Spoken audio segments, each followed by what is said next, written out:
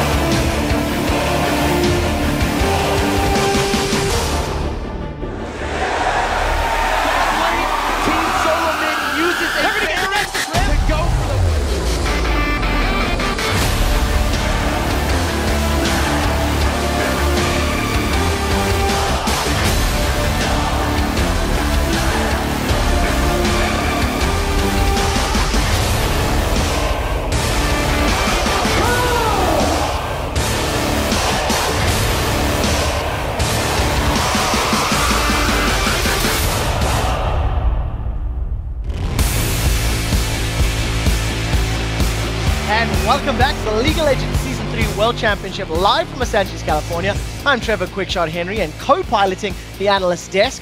With me is, of course, and going to be helping me steer you through the second half of the day, going to be David Freak Turley. Plus, joining us on the journey through Group A is OGN's caster Monte Cristo, Evil Genius's Crepo, and of course, CLG's Double Fs. We are halfway through the final day of the group stage, and if you just joined us, you missed an incredible photo finish to Group B. It had tiebreakers and everything. Let's actually take a look at the standings. First and foremost, Fnatic dominated Group B. They only dropped one game all week on the way to a first-place finish and a spot in the quarterfinals. And securing the second spot in the quarterfinals from Group B is Gambit. After finishing the scheduled portion of the day in a tie with Ozone, they won a one-game playoff for their spot into the Final 8. Well, it's time to talk a little bit about Group B just quickly before we start with Group A. So, guys, how do you think the Group B teams stack up heading into the quarterfinals? I want to start this one off with Fnatic, because I think they're a little bit easier to talk about. Crepo, what's your thoughts? I think they're looking really strong. I don't think anybody would have expected it either. Like, there's a lot of people that put them in their top 2. I thought maybe they could be top 1, but definitely not having this strong performance and just basically towering over all the other groups in all the other teams in this group, rather. Yeah, I think they really turned it on in the group stage. They definitely had good strategic awareness. They had good champ select aside from one of them against Vulcan. But what really surprised me was their comeback potential, because I remember this desk actually talked about it a couple games ago about teams going on tilt and regaining your composure in the middle of a game when you're behind. And you guys talked about the most recent game against Ozone, where they got behind but immediately made plays, made calls, and said, "We're back in it. We made a play."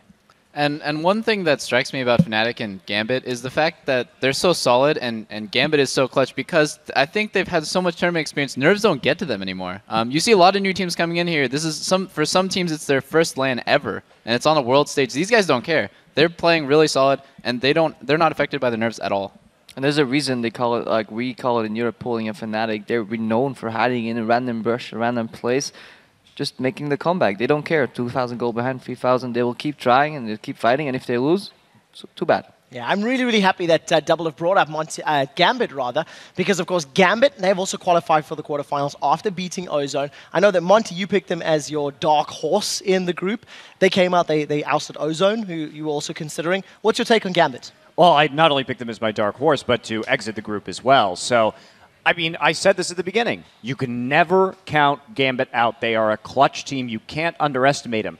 That said, they did look still weaker than expected, and I think a lot of people said, you know, we had pretty good ideas about who was going to be going out of this group. We all thought Ozone, and then we had some differing picks on that second team.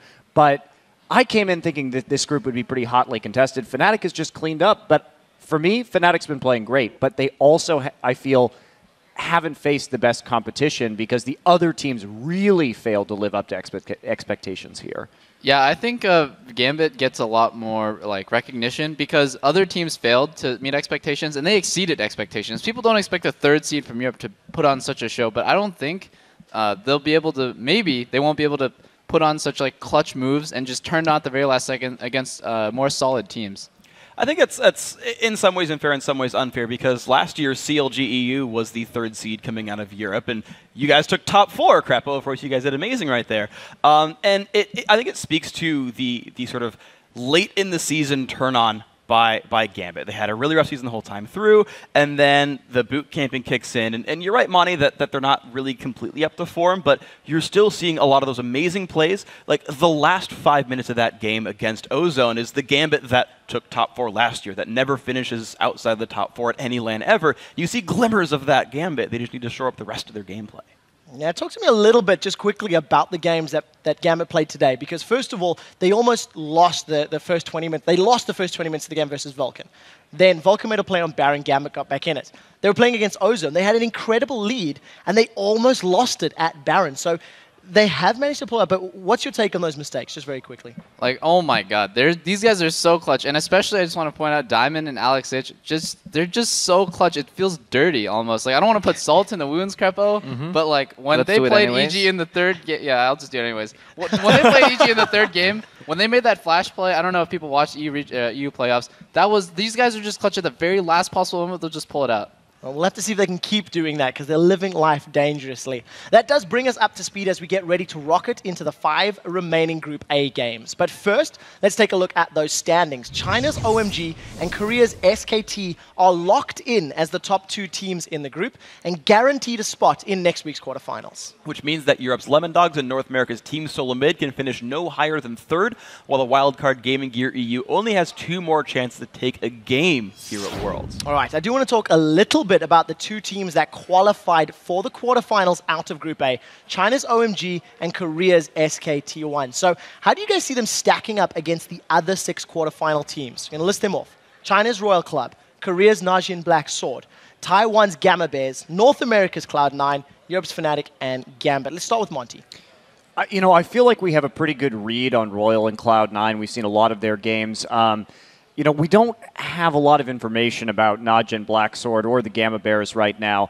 And I'm going to go ahead and start selling tickets to the Najin Sword hype train now. But from what I've... Surprise, surprise.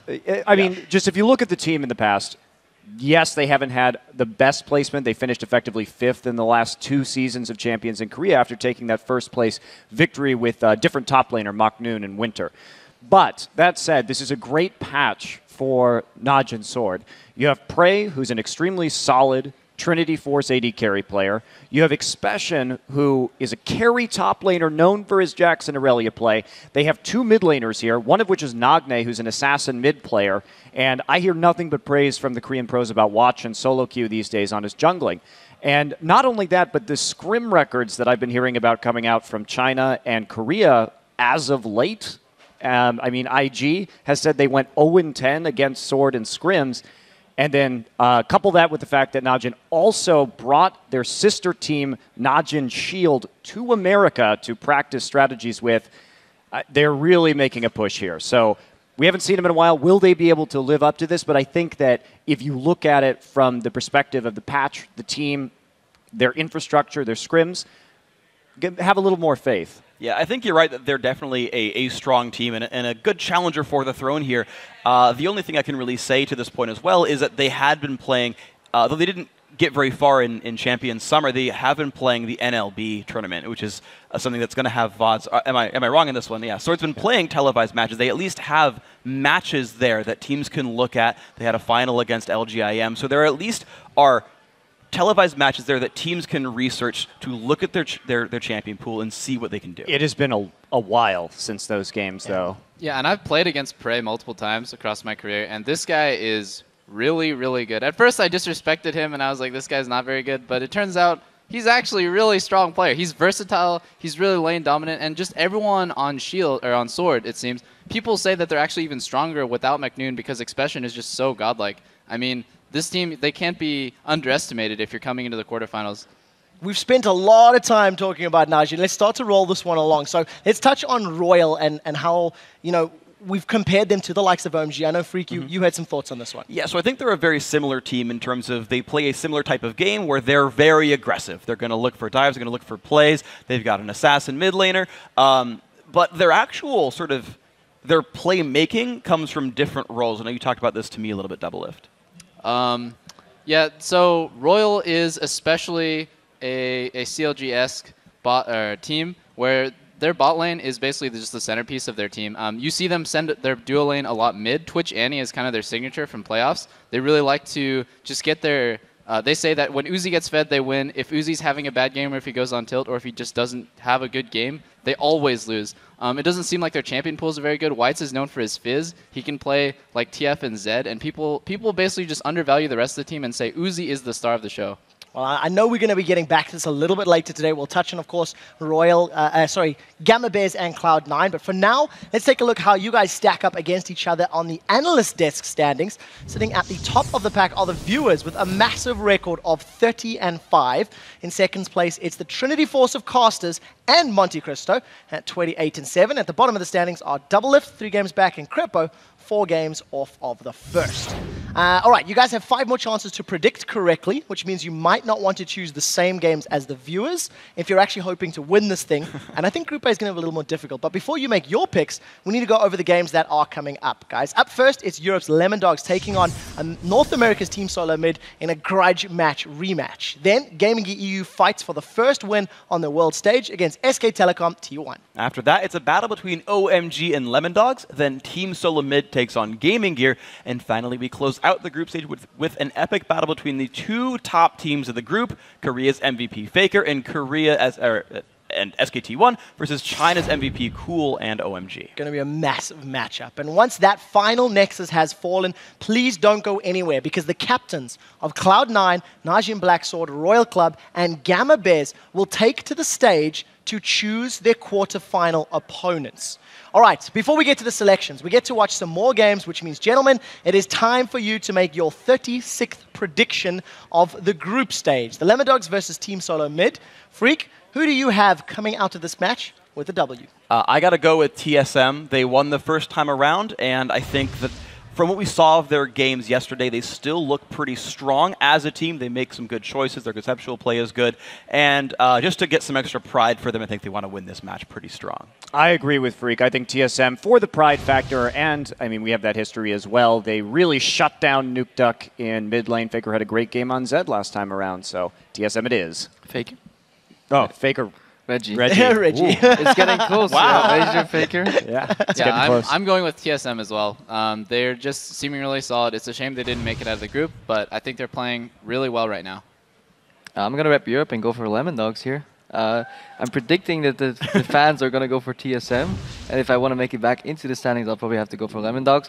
Although I still think LemonDogs can take this win regardless of the analyst race here, because I think Nuke Duck didn't respect Reggie enough. They let him have Zed. They got shut down by Vigangs repetitively. Same mistake over and over again.